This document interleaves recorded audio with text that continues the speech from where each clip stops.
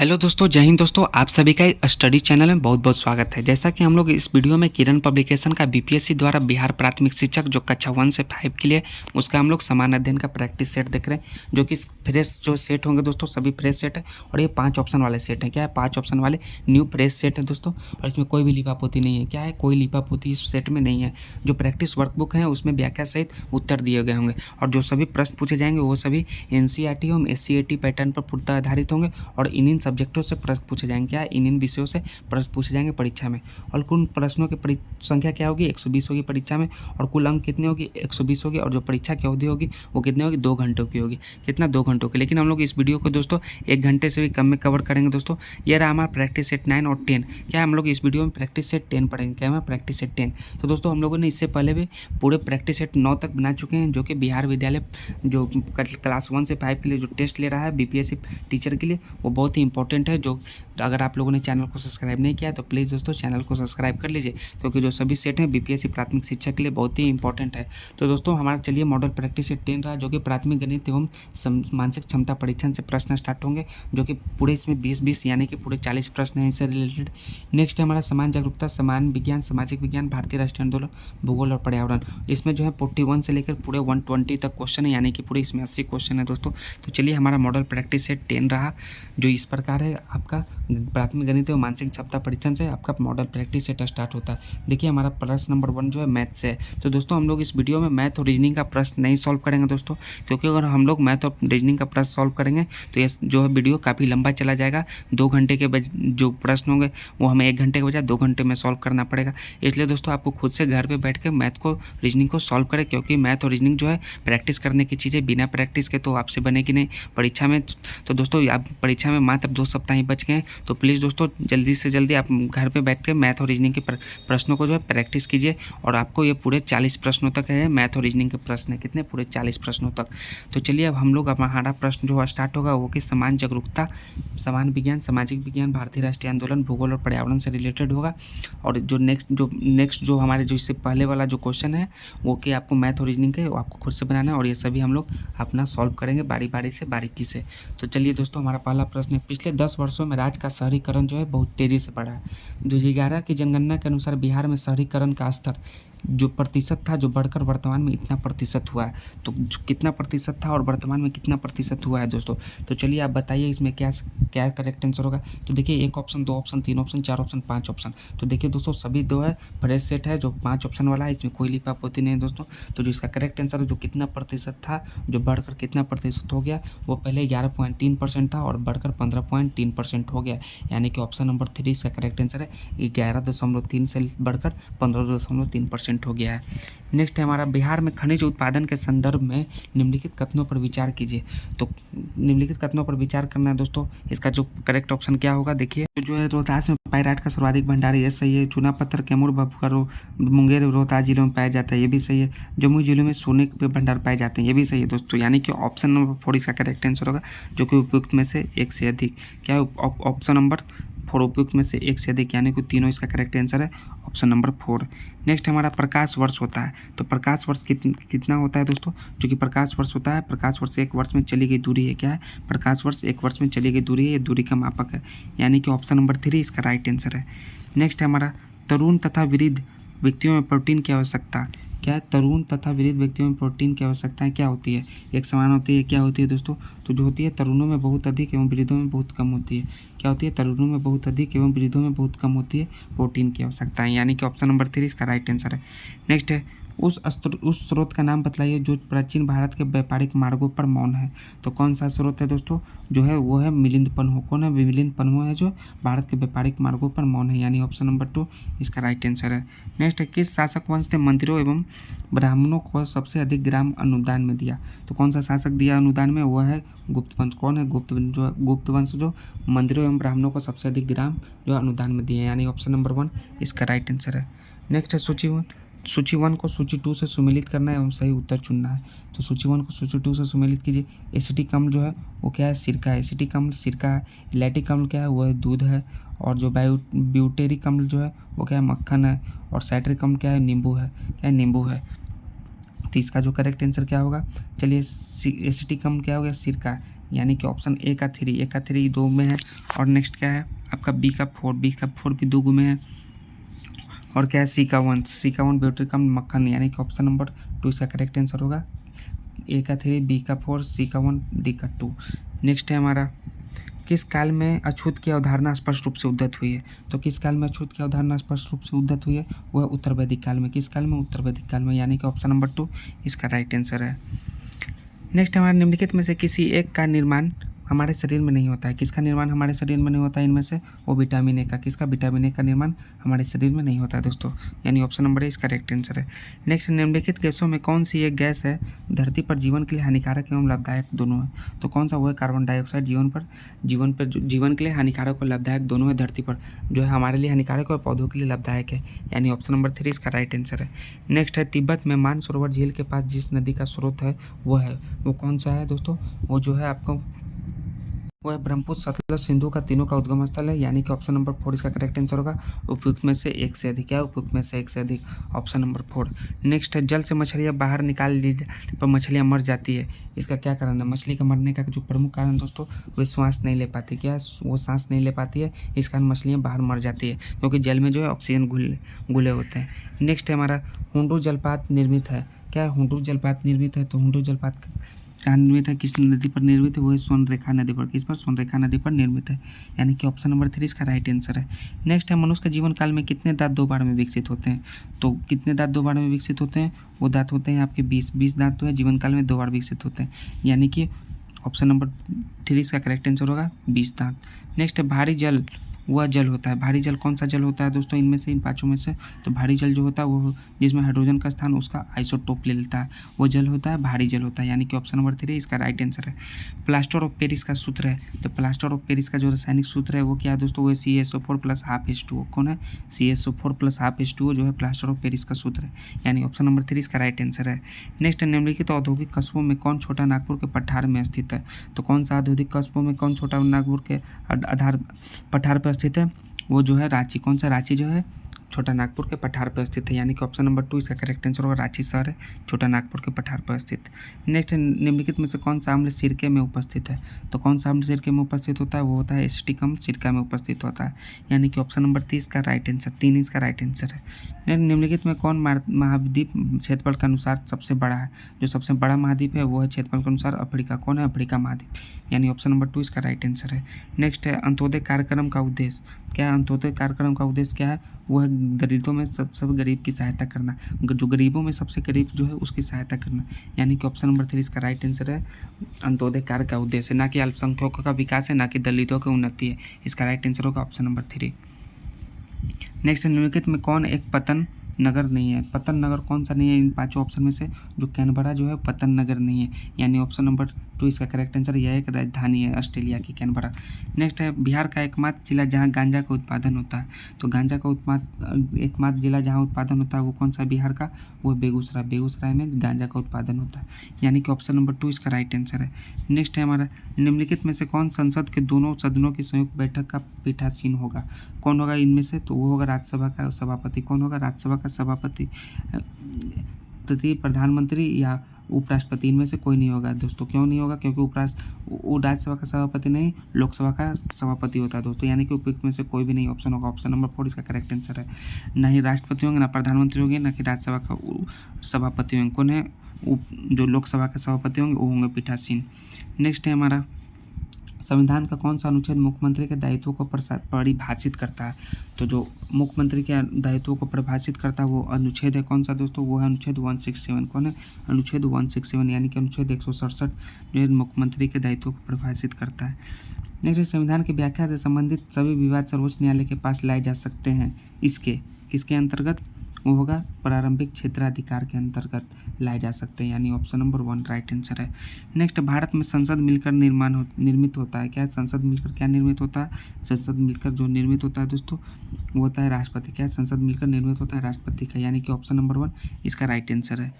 Next है हमारा लोकसभा का निर्माण राज्यसभा का निर्माण होता है दोस्तों। राष्ट्रपति, लोकसभा, राज्यसभा, यानी कि तीनों भी होगा दोस्तों। तो चलिए देखिए हमारा कौन सा ऑप्शन कहाँ दिया गया है, इनमें से क्या दिया गया है?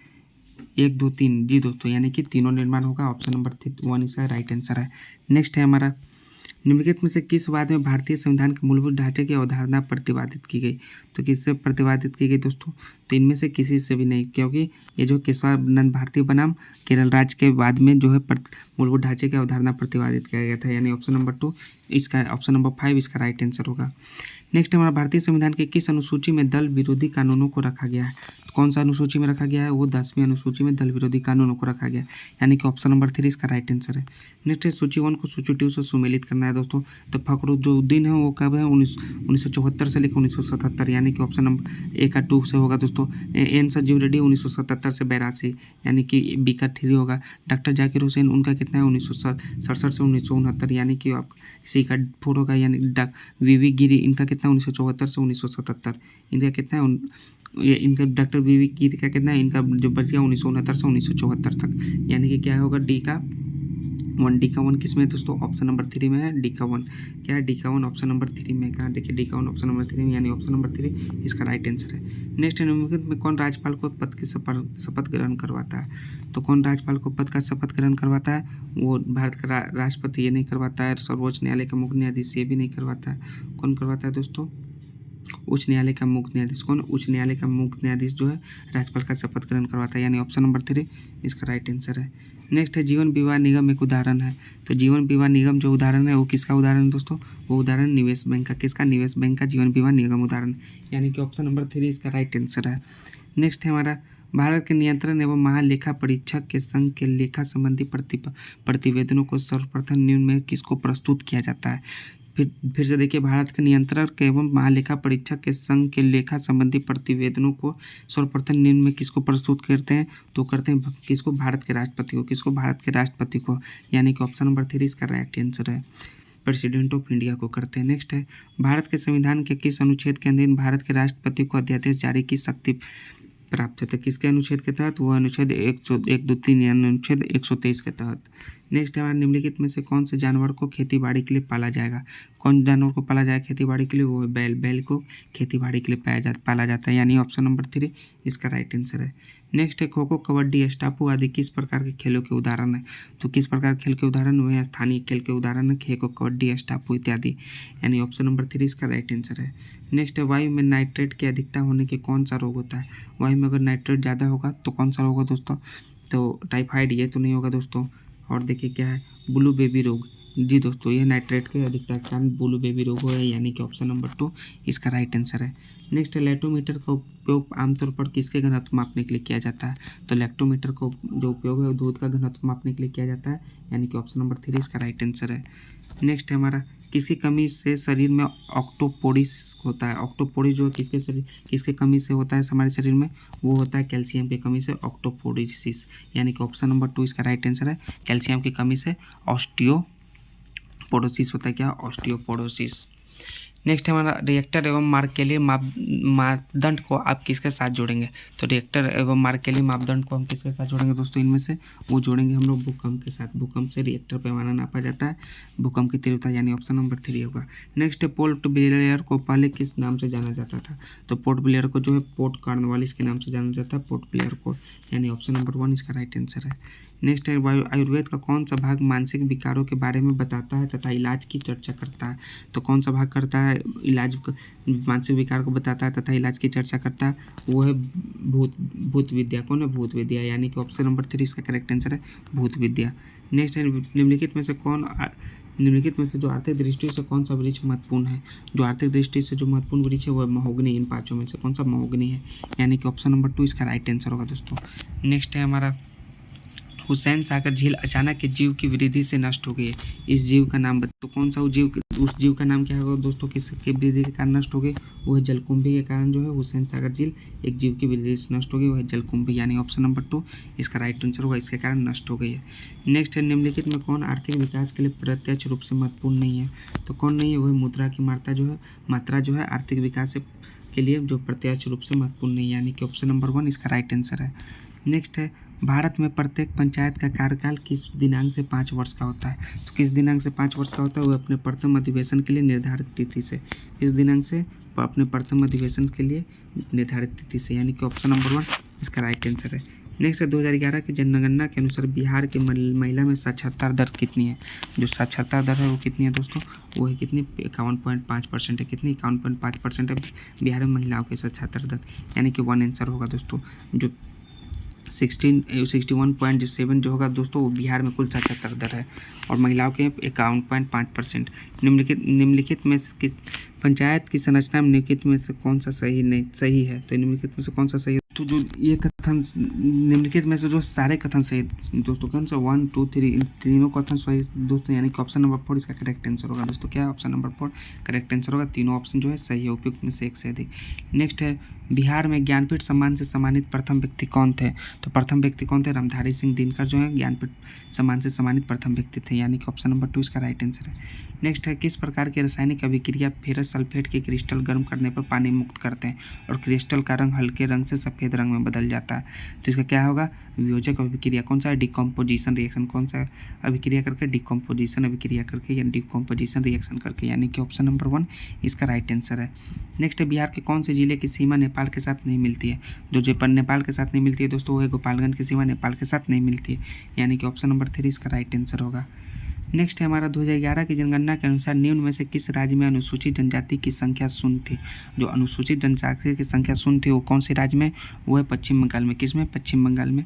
पश्चिम बंगाल में नहीं, महाराष्ट्र में, इसमें भी पंजाब में जो अनुसूचित जनजातियों की संख्या शून्य थी, यानी कि ऑप्शन नंबर 3 इसका राइट आंसर है। और सबसे ज़्यादा अनुसूचित जनजाति कहाँ है, वो है मध्य प्रदेश में, और पंजाब में अनुसूचित जनजाति की संख्या जो है शून्य है। नेक्स्ट है हमारा भारत की पहली रेलवे लाइन वर्ष 1853 में बॉम्बे से कहाँ तक बिछाई गई थी। जो बॉम्बे से थाने के बीच, कहाँ, बॉम्बे से थाने के बीच बिछाई गई थी, यानी कि ऑप्शन नंबर 1 इसका राइट आंसर है। नेक्स्ट है निम्नलिखित में कौन सी आर्थिक गतिविधि प्राथमिक क्षेत्र के अंतर्गत आती है। तो कौन सी आर्थिक गतिविधि प्राथमिक क्षेत्र के अंतर्गत आती है दोस्तों, चलिए ऑप्शन देखिए, खनन, शिक्षा, बैंकिंग। तो 93 प्रश्न का जो होती है खनन जो है आर्थिक गतिविधि के अंतर्गत आती है, यानी कि ऑप्शन नंबर 1 इसका राइट आंसर है। नेक्स्ट भारत में हरित क्रांति के संबंध में HYVP का पूर्ण रूप है। तो HYVP का पूर्ण रूप क्या है, HYVP का पूर्ण फॉर्म क्या है दोस्तों, वो है हाई यील्डिंग वेराइटीज प्रोग्राम। क्या है, H से हाई यील्डिंग वेराइटीज प्रोग्राम जो है HYVP का पूर्ण रूप है, यानी ऑप्शन नंबर 1 इसका राइट आंसर है। नेक्स्ट है हमारा सिंधु घाटी सभ्यता का निम्न में से कौन सा स्थल पंजाब या भारत यानी भारत में स्थित है। तो कौन सा स्थल स्थित है भारत या पंजाब में, तो जो बनवाली है वो हरियाणा में स्थित है, वालू कैथाल वो भी हरियाणा में स्थित है, और रोपड़ जो है वो पंजाब में स्थित है। इनके उपयुक्त में से एक से अधिक ऑप्शन होगा दोस्तों, जो कि भारत में स्थित है। क्या है, भारत में स्थित है। तो पंजाब में कौन सा स्थित है दोस्तों, वो रोपड़। तो रोपड़ है, तो यानी कि रोपड़ जो हमारा पंजाब में पूछ रहा है, यानी कि रोपड़ जो है सिर्फ पंजाब में, यानी ऑप्शन नंबर 3 इसका राइट आंसर होगा। जबकि बनवाली, बालू, रोपड़ तीनों जो है भारत में स्थित है। नेक्स्ट है हमारा प्रसिद्ध सरदार सरोवर बांध निम्नलिखित में से किस नदी पर बनाया गया। जो सरदार सरोवर बांध है वो किन नदी पर बनाया गया है, वो बनाया गया आपको नर्मदा नदी पर सरदार सरोवर बांध, यानी ऑप्शन नंबर 1 इसका राइट आंसर है। नेक्स्ट है इन देशों में से कौन सा देश संयुक्त राष्ट्र संघ की सुरक्षा परिषद का अस्थायी सदस्य नहीं है। तो कौन सा अस्थायी सदस्य नहीं है दोस्तों, फ्रांस तो है दोस्तों, लेकिन चीन भी है दोस्तों, लेकिन जो जर्मनी है वो अस्थायी सदस्य नहीं है दोस्तों, यानी कि ऑप्शन नंबर 2 इसका राइट आंसर है। जर्मनी जो है अस्थायी सदस्य नहीं है। नेक्स्ट है हमारा निम्नलिखित में से कौन सा ब्रिटिश समाज सुधारक महिला अधिकार आंदोलनकारी एवं भारतीय राष्ट्रीय का समर्थक था। तो कौन ब्रिटिश है जो समाज सुधारक इस सब का समर्थक था दोस्तों इनमें से, तो वो है एनी बेसेंट। कौन, एनी बेसेंट जो है समाज सुधारक, महिला अधिकार आंदोलनकारी एवं भारतीय राष्ट्रीयता का समर्थक है, यानी कि ऑप्शन नंबर 1 इसका करेक्ट आंसर है, एनी बेसेंट। नेक्स्ट है निम्नलिखित में से कौन सा बंदरगाह जो है भारत के पश्चिमी तट पर स्थित है। तो पश्चिमी तट पर जो स्थित है बंदरगाह वो है कोचीन। कौन है, कोचीन जो है पश्चिमी तट पर भारत के स्थित है, यानी कि ऑप्शन नंबर 3 इसका राइट आंसर है। यह भारत के सबसे बड़े बंदरगाहों में से एक है। यह भारत का पहला ट्रांसशिप में पेमेंट पोर्ट भी है। नेक्स्ट भारत में सिलिकन घाटी का नाम किसे दिया गया है। तो जो सिलिकन घाटी का नाम जो है किसे दिया गया है, वो बंगलोर को। किसको, बंगलोर जो है कर्नाटक की राजधानी है, और बंगलोर जो है सिलिकन घाटी का नाम दिया गया उपनाम, यानी ऑप्शन नंबर 3 इसका राइट आंसर है। नेक्स्ट है बाह्य आघातों के विरुद्ध मुद्रा आपूर्ति को स्थिर करने के लिए मुद्रा बाजारों में किस देश की मौद्रिक प्राधिकरण द्वारा हस्तक्षेप को क्या कहा जाता है। हस्तक्षेप को क्या कहा जाता है, वो हस्तक्षेप को अवरुद्धता कहा जाता है, यानी कि ऑप्शन नंबर 1 इसका राइट आंसर है। नेक्स्ट है पहली मानव विकास रिपोर्ट संयुक्त राष्ट्र विकास कार्यक्रम यानी UNDP द्वारा किस वर्ष प्रकाशित की गई। वो किस वर्ष प्रकाशित की गई थी, वो 1990 में प्रकाशित की गई थी UNDP द्वारा। मानव विकास रिपोर्ट।